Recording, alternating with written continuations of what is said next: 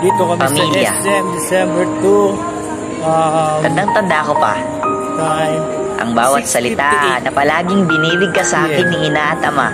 Hiniko, si Ang bawat payo. si Karil. Ang bawat pagpaparamdam na hindi ako nag-iisa sa mundong ito.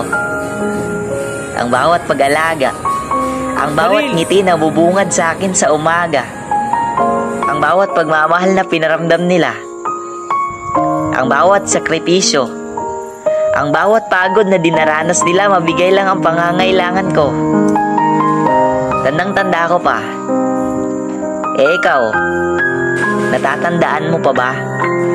Kung iisipin mo ang unang pagkadapa ng mga panahong gabay ka pa nila na sa bawat hakbang ay nakasunod sa iyong mga paa ang gabay ng magulang para matuto ka. Sa unang metrong paghakbang ay halos maiyak na sila sa saya. Sa unang ngiting nakita nila sa iyong mga mata ay punas lahat ng paghihirap na dinaranas nila. Ikaw ang dahilan ng pagbitaw nila sa mga bagay na walang magagawa. Ang alagaan ka ng tama, yan ay naging priority nila.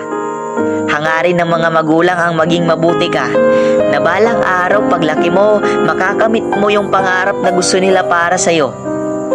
Ang kinabukasan ay nakasalalay sa mga kamay mo. Ang kinabukasan na hindi naabot ng magulang mo. Kaya gusto nila itong makita sa'yo. Pero bakit? Bakit sa paglaki mo ay nawala na ang respeto?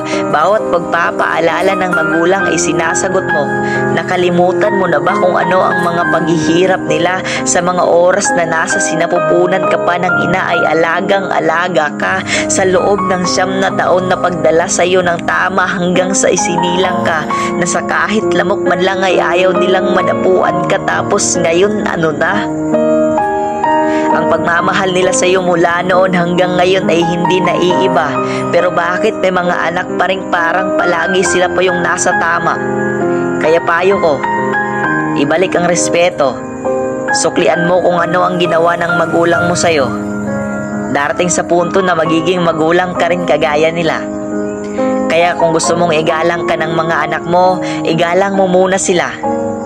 Huwag mong itulad sila sa ibang tao. Hindi ka naging ganyan kung hindi dahil sa magulang mo. Kaya pakinggan mo sila.